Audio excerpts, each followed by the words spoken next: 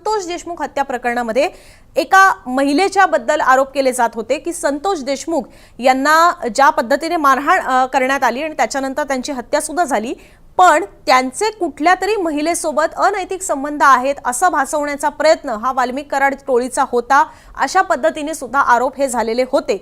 आणि त्याच अनुषंगाने त्याच महिलेचा आज मृत्यू झालेला, मृत्यू म्हणण्यापेक्षा हत्या करण्यात आलेली आहे की काय असा संशय जो आहे तो अंजली दमानिया यांनी उपस्थित केलेला आहे। त्यांनी त्या संदर्भामध्ये सुद्धा एक खूप मोठी पोस्ट लिहून त्यांचा संशय जो आहे तो व्यक्त केलेला आहे। अंजली दमानिया यांनी म्हटलेलं आहे आणि एक प्रकारे याच्यामध्ये आरोप असा सुद्धा झालेला आहे की हे पुरावे मिटवण्यासाठीचे प्रयत्न सुरू झालेले आहेत का। अंजली दमानिया यांनी आपल्या पोस्टमध्ये म्हटलेलं आहे की संतोष देशमुखांवर अनैतिक आरोप करण्यासाठी तयार असलेली कळंब शहरातील द्वारकानगरमध्ये राहत असलेल्या महिलेची हत्या झाल्याचं कळतंय। या महिलेची 7 ते 8 दिवसांपूर्वी हत्या झाल्याची धक्कादायक घटना घडलेली आहे। या घटनेमध्ये शहरात खळबळ उडाली असून वेगवेगळे वितर्क सुद्धा लावले जात आहेत।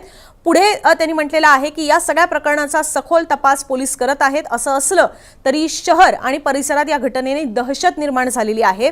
शहरातील द्वारका नगरीत राहणाऱ्या लोकांना 2 दिवसांपासून उग्र वास येत होता, पण ज्या घरातून वास येत होता त्या घराला बाहेरून कुलूप लावण्यात आलेलं होतं आणि पुढे त्यांनी सगळं पोलिसांना या सगळ्या गोष्टी कुठून सापडल्या त्याबद्दल माहिती लिहिलेली आहे। पण पुढे त्यांनी असं सुद्धा म्हटलेलं आहे की कुठल्याही कारणाने हत्या झाली आणि बीड पोलिसांना ही बातमी कळली आणि ते घटनास्थळी पोहोचल्यावर नंतरच तेथील रहिवासी व स्थानिक पोलिसांना ही माहिती कळालेली असून संतोष देशमुख हत्या प्रकरणातील काही धागेदोरे हाती लागू नये म्हणून ही हत्या झाली की काय किंवा अनैतिक संबंधातून हत्या झाली अशी चर्चा सध्या सुरू आहे, अशा पद्धतीची पोस्ट त्यांनी लिहिली। मी पुन्हा एकदा ते वाक्य वाचून दाखवते।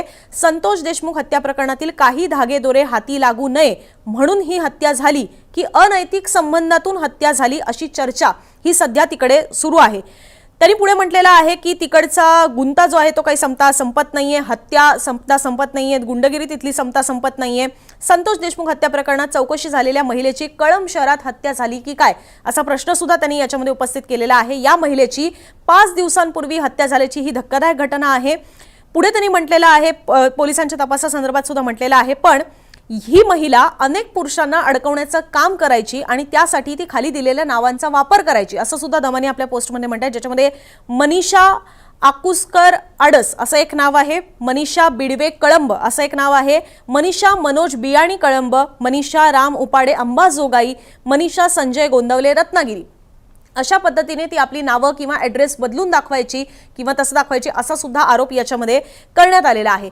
पण याच्यामध्ये एक आणखीन महत्त्वाची गोष्ट आहे ती म्हणजे की ज्या वेळेला आता हे मी पुन्हा एकदा सांगते की ज्या पद्धतीने संतोष देशमुख यांना सुरुवातीला मारहाण करण्यात आलेली, त्यांचं अपहरण झालं, त्यांना मारहाण करण्यात आलेली होती आणि त्यावेळेला जसं आपण चार्जशीटमध्ये पाहिलेलं आहे की संतोष देशमुख यांनी खंडणी जे वाल्मिक कराडचा टोळी खंडणी मागत होती अवादा कंपनीकडे, त्याच्यामध्ये संतोष देशमुखांनी मध्यस्थी केलेली होती। कारण तिकडे अवादा कंपनीचा जो प्रकल्प जिकडे होता तिकडे जाऊन अवादा कंपनीच्या अधिकाऱ्यांना हा मारहाण किंवा शिवेगाळ करण्यात आलेली होती, त्याच्यामध्ये संतोष देशमुखांनी मध्यस्थी केली, त्रास देऊ नका अशी विनवणी केलेली होती।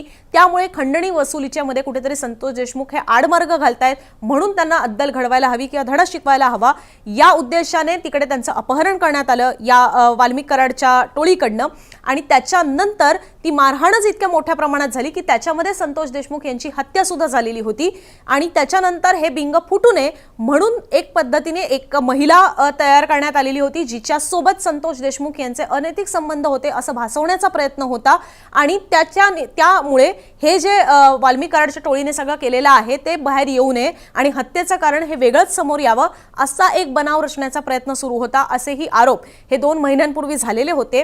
त्याच अनुषंगाने आज ज्यावेळेला कळंबमधल्या महिलेचा मृत्यू झाल्याची ही बातमी समोर आलेली आहे त्याच्यावर इकडे आणि जिचं नाव सुद्धा मनीषा नावाने इथे पाहायला मिळते आणि ते वेगवेगळ्या नावं तिकडे वापरायची असं सुद्धा इथे अंजली दमानी यांनी म्हटलेलं आहे। पण यावरूनच हा संशय तयार झाला की आता हे सगळे पुरावे मिटवण्यासाठी सुद्धा पुन्हा त्या महिलेची हत्या करण्यात आलेली आहे का असं त्याच्यातनं एक सूर पाहायला मिळतोय। पण यावर बोलताना जे धाराशिवचे पोलीस आहेत त्यांनी याबद्दल माहिती दिलेली आहे की कळंब शहरातील द्वारका नगरीत मृत अवस्थेत सापडलेल्या महिलेचा संतोष देशमुख हत्या प्रकरणाशी काही एक संबंध नाही। कळंब येथील महिलेचा मृतदेह सापडल्यानंतर सुरू असलेली चर्चा ही सुद्धा त्या निमित्ताने पोलिसांनी फेटाळलेली आहे। पुढे त्यांनी म्हटलेलं आहे की अंजली दमानिया यांच्या आरोपानंतर सुद्धा पोलिसांनी काहीही या सगळ्या संदर्भामध्ये संबंध नाही असं म्हटलेलं आहे। पोलीस विभागाकडे याबद्दल कुठलीही माहिती नाही. जे अंजली दमानिया यांनी आरोप केलेले आहेत त्या अनुषंगाने माहिती नाही. दमानिया यांना चुकीची माहिती असेल तर त्यावर आम्ही काय बोलणार असं सुद्धा पोलिसांनी त्याच्यामध्ये म्हटलेलं आहे. सो बेसिकली जे आरोप याच्यामध्ये अंजली दमानियांकडनं करण्यात आलेले आहेत किंवा संशय उपस्थित करण्यात आलेले आहेत त्याला अर्थ नाहीये असं सुद्धा एक प्रकारे धाराशिव पोलिसांकडनं सांगण्यात आलेलं आहे. धनंजय देशमुख यांनी याच्यामध्ये वेगळी शंका उपस्थित केलेली आहे की मोहना त्यांनी असं म्हटलेलं आहे की मी पहिल्या दिवसापासूनच सांगतोय की संतोष देशमुख यांची हत्या झाल्यानंतरचे जे पहिले 8 दिवस होते त्याचं व्यवस्थित तपास किंवा इन्व्हेस्टिगेशन होणं गरजेचं आहे आणि त्यातलाच एक भाग आहे की हत्या केल्यानंतरच्या चुकीच्या गुन्ह्यामध्ये अडकवण्यासाठी एक महिला तयार केली गेली होती आणि आरोपीने तयार केलेली हीच महिला होती. याबद्दलचे सुद्धा संशय उपस्थित करण्यात आलेले होते. त्यामुळे अशा पद्धतीने कित्येक जणांचा बळी गेलेला असू शकतो असा सुद्धा संशय याच्यामध्ये उपस्थित करण्यात आलेला आहे. सो अशा पद्धतीने हा सुद्धा एक बनाव रचण्यात आलेला होता. हा एक आरोप होताच, पण त्याच अनुषंगाने कळंबमधल्या ज्या महिलेचा मृत्यू झालेला आहे ती तीच महिला होती का की जिचा संतोष देशमुख हत्या प्रकरणामध्ये बनाव रचण्यामध्ये तिचा सहभाग करण्यात येणार होता. तर धाराशिव पोलिसांनी तरी सध्या म्हटलेलं आहे की असं काहीही नाहीये. जर तसं काही असेल तर पुढे त्याच्या तपासामध्ये गोष्टी समोर येतील. सुरेश दस यांनी सुद्धा याबद्दल प्रतिक्रिया देताना असंच म्हटलेलं आहे की माझ्याकडे तरी आतापर्यंत या सगळ्या संदर्भातली कुठलीही ठोस माहिती नाही. ती मिळवण्याचा ते प्रयत्न करतील, पण जर हे सगळं खरं असेल तर हा एक महत्त्वाचा पुरावा मिटवण्याचा प्रयत्न असू शकतो अशी शंका त्यांनी सुद्धा उपस्थित केलेली आहे.